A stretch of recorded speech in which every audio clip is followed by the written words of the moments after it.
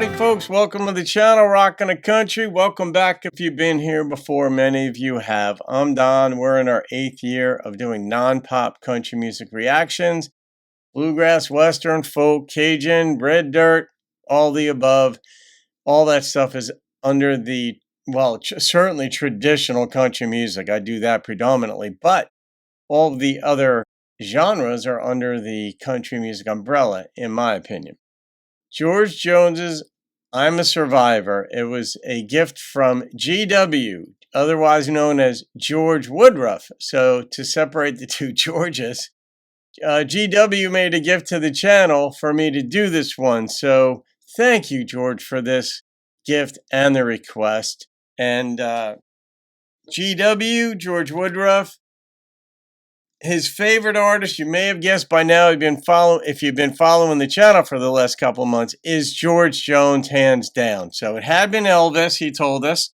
And then, what was it, 1980? You saw a performance on television or somewhere of the Possum, and it was all over for you. George Jones became your favorite. So, in that vein, let's see. I don't know this song because I didn't grow up on country music, so these are true reactions. I don't know what I'm getting into when I do these.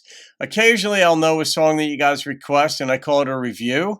Or sometimes you'll make a gift to the channel for me to react to a song that I did 5 years ago or 2 years ago, and I'll do it again because now that I've done about 5,000 reactions or so, some of the songs are starting to duplicate, and I like hearing them a second time. So here we go. I'm a Survivor. When country singers want to listen to a country singer, it's not unusual to catch them listening to our next guest. He's got the sound of the hills in his voice and one of the purest country sounds around. And he was also one of the first hee-haw guests. Wow. Who was that kid? Well, here's a legend, the great George Jones. They say I'm somebody, so I try to live up to my name. But I'm just not that good at dealing with fortune and fame. Oh, yeah. Mistakes more than I care to recall, but one way or another I always get over the fall.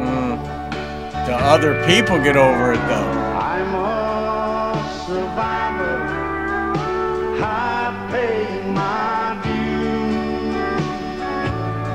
I wrote the book on hard knocks, and I paid in the blues. I've been the feature on the 6 o'clock news. Yeah, I'm a survivor, stamped and a fool. All right, so when was George branded No Show Jones? Because I try to put the pieces together as far as when songs are written, and are they autobiographical, or were they, say, written by somebody else, just about their life, or just, a fictional story, just to write a song that has a good theme and hook and feel to it?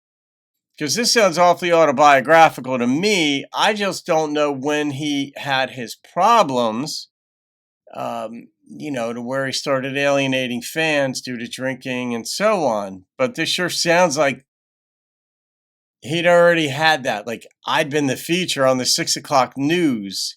It's like, oh, that just doesn't happen, unless you have fame to your name or something horrendous happens. In George's case, I don't think it was necessarily horrendous. It was just his fame. You start missing concerts, you'll make the 6 o'clock news, certainly in certain parts of the country that know who you are. Sometimes I've wondered how I've managed to live through it all. Yeah. Guess I've spent a lifetime of living with my back to the wall. The legend will show that I've had my share of regret. Yeah.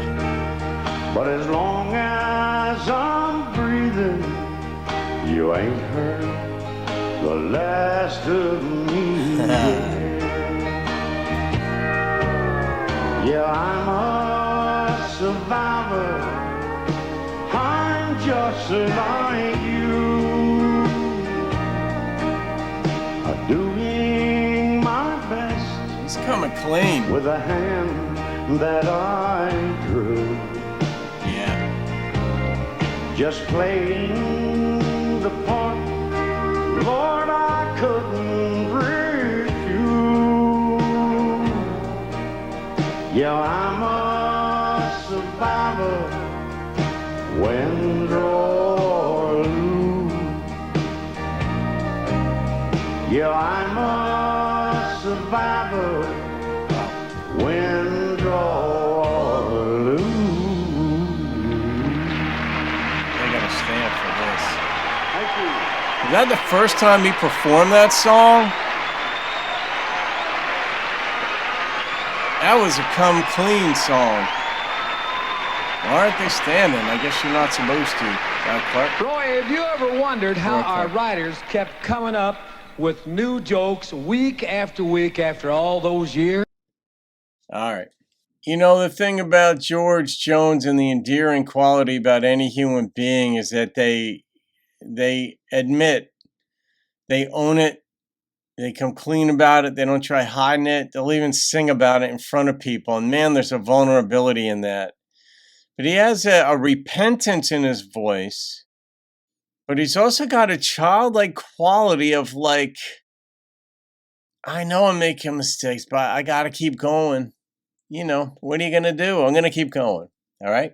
Hope you guys get over it because I'm getting over it. And how much that's true, how much you're painting a picture for yourself as far as what you'd like to see happen within yourself, that you'll get over it and you'll be happy, and that you won't hold on to regrets, that they won't anchor you down and drag you down in some way.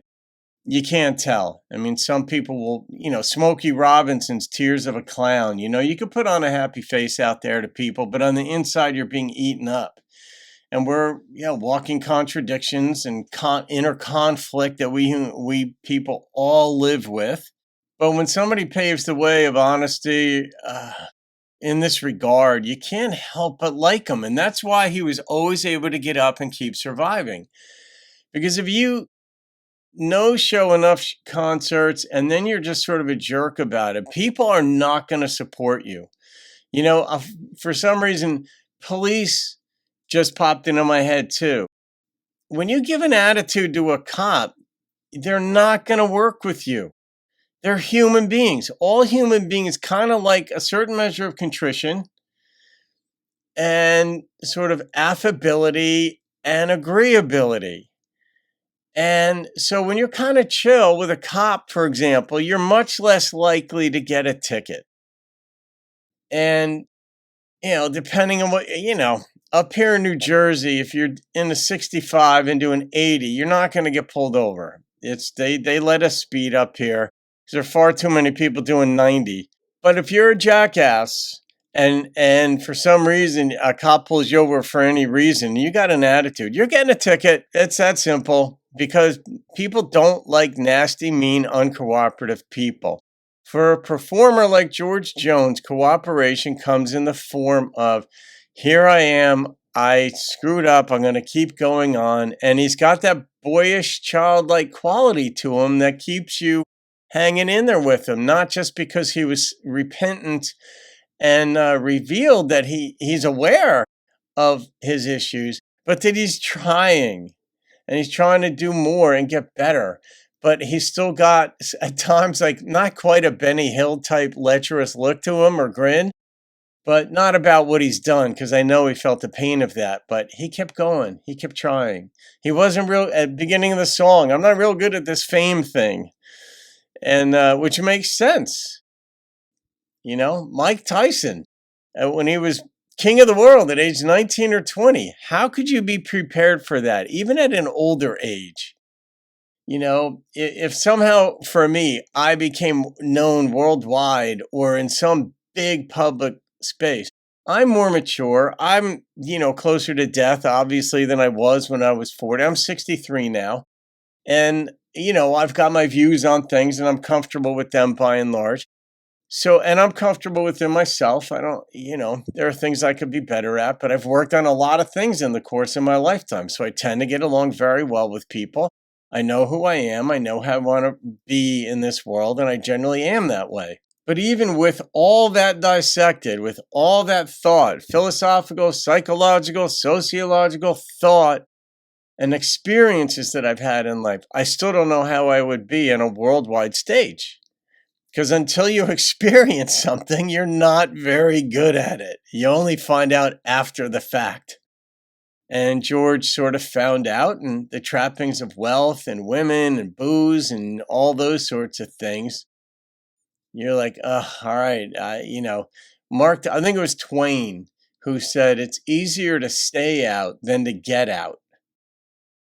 So if you don't want to spend money on boats or wine, don't take that first sip. Don't go out and buy your first boat, because you're going to upgrade. You're going to want to upgrade and upgrade. Just the way it is. Don't start. It's the way to do it. I'm going to rate this song, GW, George Woodruff. I mean, I love the honesty. How could you not love the way he sings it? And I do wonder if that wasn't the first time he performed that, because it had a come clean type of feel to it. But maybe he'd sung it somewhere else as well. I don't know. A lot of you folks will know. But the number that popped into my head on this one was a 9.2. I mean, for one, it's George Jones. And not all of George's songs knock me out, and you guys sometimes get pissed at me when I rate like an A++ lister as having a song as being like an 8.6 or an 8.7, like Elvis or someone. But it's like, not all these folks have 10s. Not all these folks even have 9s. And they'll admit it. Some of their songs just aren't all that good. But this one was good. Just honest. So, GW, on behalf of GJ, try saying that. Thank you very much again, my friend, for this gift and for your love of genuine country music, this time in the form of George Jones. Have a great day, folks. I'll see you on another video. Keep rocking the country. But one way or another, I always get over the fall.